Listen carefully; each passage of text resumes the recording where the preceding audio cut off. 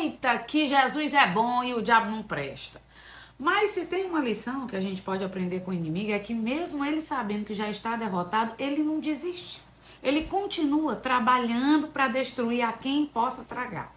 Nós, mais ainda, devemos seguir buscando fazer a vontade do nosso Pai que está nos céus, cumprindo nesta terra a agenda que é dele, porque sabemos, nós temos a certeza que Jesus já venceu e que muito em breve reinaremos com ele. Por isso, criatura, te anima, não rebola as promessas de Deus no mato, não.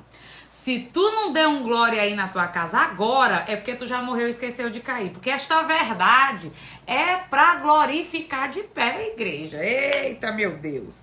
Seguindo em nossa jornada de fé, hoje vamos meditar em Esdras 6. Você que porventura chegou agora no nosso canal, pode conferir todos os outros vídeos dos capítulos anteriores. E se ainda não está inscrito, se inscreva em nome de Jesus. Deixa o like, coloca nos comentários como essa jornada de fé tem impactado a sua vida.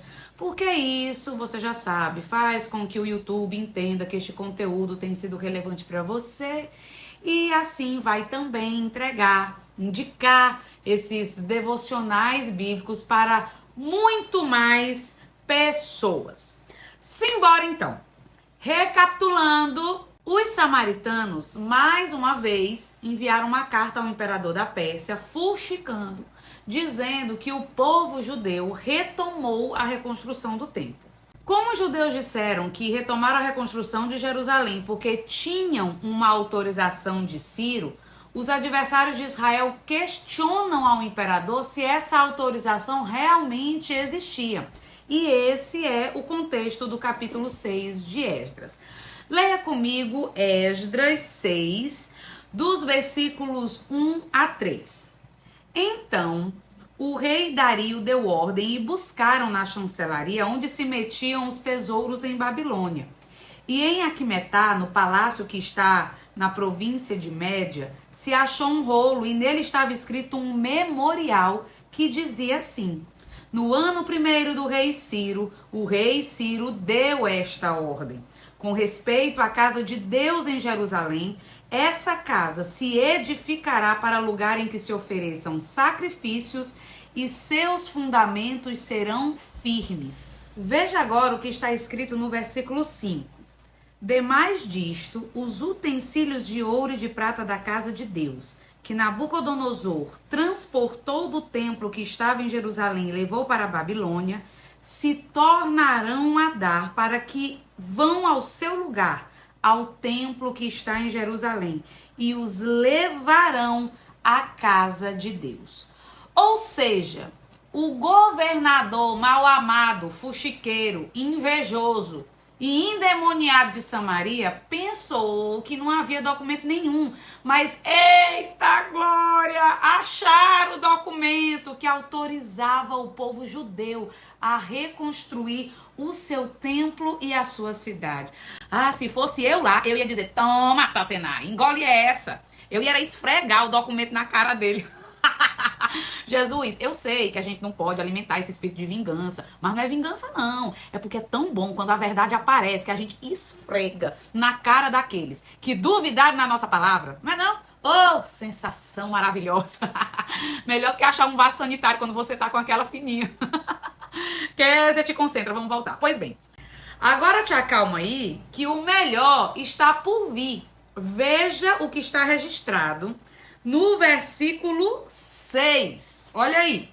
Agora, pois, Tatenai, governador de além do rio, Setar-Bozenai e os seus companheiros, os afarsaquitas que estáis de além do rio, apartai-vos dali. Isso era o rei dizendo: deixem o povo judeu em paz, parem de atuzigar o juízo deles. Deixem de botar catinga na obra que estão realizando, seus urubus. Foi praticamente isso que o rei disse. E olha o que está no versículo 7. Eita, que essa história tá boa demais. Versículo 7. Deixa-os na obra desta casa de Deus, para que o governador dos judeus e os judeus edifiquem esta casa de Deus no seu lugar. E não foi só isso não, porque Deus não é gente não. No dia que ele se levanta do trono para abençoar o seu povo e colocar os inimigos no lugar deles, ele faz é caprichar. No versículo 8, lemos que o rei, além de mandar eles pararem de interferir na reconstrução do templo de Jerusalém, ordena que dos tributos da além do rio se pague prontamente a despesa a estes homens, para que não sejam impedidos de reconstruir o templo. E tudo que for necessário, já no versículo 9, como bezerros e carneiros e cordeiros para os holocaustos ao Deus dos céus, trigo, sal, vinho e azeite, segundo o rito dos sacerdotes que estão em Jerusalém, desse-lhes de dia em dia, para que não haja falta. Isso é para glorificar. Eita, meu Deus, como tu és maravilhoso. Por isso que eu gosto muito de uma frase de Martinho Lutero que diz assim: o diabo é o diabo de Deus. Ele se levanta para atrapalhar, mas o Senhor coloca ele para servir os seus filhos. Vocês estão entendendo o que aconteceu aqui? Os adversários se levantaram para impedir aquela obra. E Deus fez o quê? Converteu as intenções malignas deles em bênçãos para o seu povo, porque é isso que Deus faz. É por isso que em todo momento nós precisamos seguir louvando, glorificando e confiando neste Deus que não é feito de besta por ninguém. As pessoas podem até nos fazer de besta, mas a Deus não fazem não. Porque agora nós estamos entendendo por que Deus permitiu que o adversário se levantasse. Como eles se levantaram contra e foram lá fuxicar para o rei, quando o rei tomou conhecimento de que Ciro havia autorizado a reconstrução do templo, ele não só coloca os samaritanos no seu lugar, como ainda faz eles ajudarem a financiar a reconstrução do templo em Jerusalém. É como aquela história, não sei se você conhece, da serva do Senhor que tinha um vizinho ímpio, que não gostava dela de jeito nenhum. E que vivia dizendo, essa velha é uma abestalhada, tudo ela diz que foi Deus na vida dela, ô cor do meu abuso, porra, eu vou provar que ela tá enganada. Aí um certo dia, ele ouviu a vizinha orando no quintal, a vizinha orando e dizendo a Deus, Senhor, tenha misericórdia de nós, que a geladeira tá vazia, não tem nada na despensa, Senhor, proveu o alimento. Aí o que foi que ele fez? Foi ao supermercado, comprou uma cesta básica, e deixou na porta da vizinha, dizendo consigo mesmo, eu vou mostrar para essa crentinha de que não tem essa história de Deus não, eu é que vou fazer o benefício para ela. Então o filisteu foi lá, deixou a cesta básica na porta da casa da irmã, tocou a campainha e saiu, né, para observar de longe. Quando a irmã abriu a porta, que viu a cesta básica, mas claro, começou a glorificar Deus, a louvar o Senhor e dizer, meu Deus, obrigado, obrigada pela tua providência. E aí o secretário do Satanás, que era o vizinho, apareceu. Haha, tá aí, tu disse que foi Deus que te deu, que proveu, mas não teve Deus coisa nenhuma não. Fui eu que trouxe essa cesta básica para você. Aí a mulher levantou as mãos, começou a chorar de emoção e dizer, obrigada, meu Deus, porque quando tu queres abençoar, tu usa até o Satanás.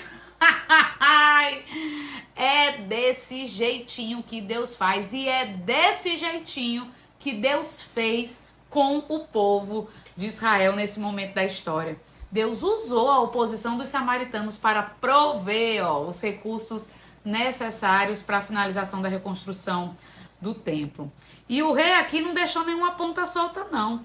No versículo 11, ele diz assim, também por mim se decreta que todo homem que mudar este decreto, um madeiro se arrancará da sua casa e levantado o pendurarão nele. Tá dizendo assim, vai ser crucificado.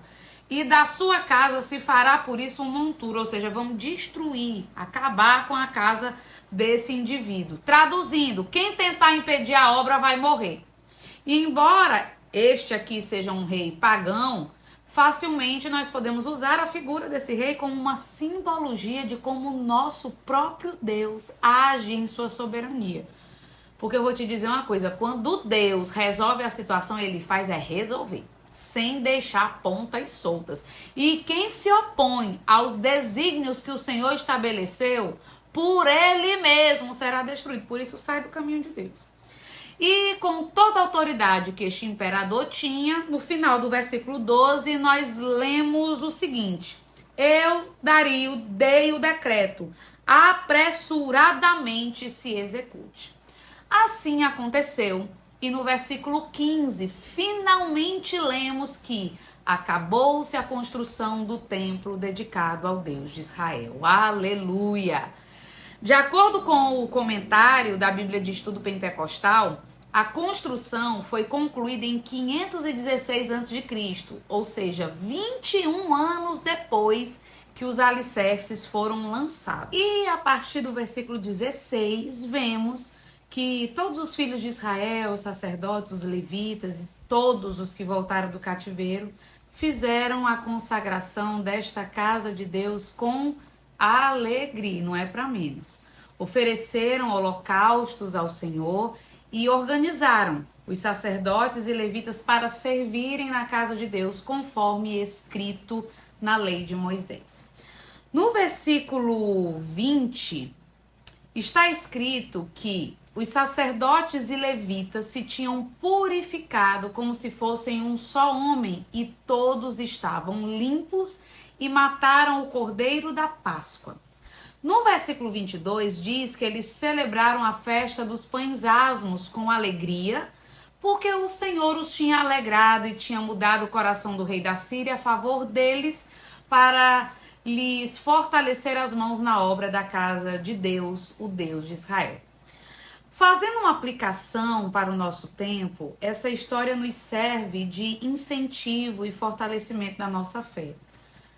Tenha certeza, o Senhor não ignora o que está acontecendo com você. No entanto, Ele exige que venhamos a confiar no seu amor, na sua bondade, na sua fidelidade, mesmo quando ao nosso redor a aparência for de fracasso. Tudo de mal que nos acontece, Deus pode converter em bem. Ele é o Deus que converte maldição em bênção. Nossa tarefa é descansar e confiar. Quanto à nossa vida espiritual, Jesus é o Cordeiro Pascual que foi morto e reviveu. E Deus estabeleceu que a fé no seu Filho é o caminho para a restauração da nossa comunhão com Ele, para que a sua glória se manifeste em nossa vida. Mas o que estava destruído só pode ser restaurado se obedecermos à palavra que sai da boca do Senhor. Não é pela nossa força, nossa inteligência, nossa boa vontade, mas é pelo Espírito de Deus. No entanto, mesmo justificados e sendo novas criaturas, haveremos de enfrentar a oposição do inimigo das nossas almas, mas sabendo que em todas as aflições, em todas as lutas, em todas estas coisas somos mais do que vencedores se permanecermos em Cristo Jesus. Por isso, a palavra de hoje é: fique firme, porque Jesus nos garante a vitória. Passe o tempo que passar, precisamos estar certos de que as palavras do Senhor sobre a nossa vida são fiéis e verdadeiras. Não se deixe dominar pela impaciência ou pelo desânimo, mas espera no Senhor e fortaleça o teu coração. Vamos orar? Senhor amado, há muitos momentos na minha vida que, diante da injustiça e dos infortúnios, eu sinto que o Senhor esqueceu, que a justiça não será feita, sempre parecendo que o ímpio está prosperando, mas me ajuda a confiar que tu estás trabalhando ao meu favor. Eu sei que posso confiar no teu amor, na tua fidelidade. Por isso, que o teu Espírito Santo possa me ajudar nas minhas fraquezas, que a minha fé seja fortalecida, sabendo que tu és um Deus fiel e que tudo que me acontece é para o meu bem e que tu podes converter tudo de ruim em bênção sobre a minha vida. Em nome de Jesus, assim eu oro. Amém. Deus te abençoe.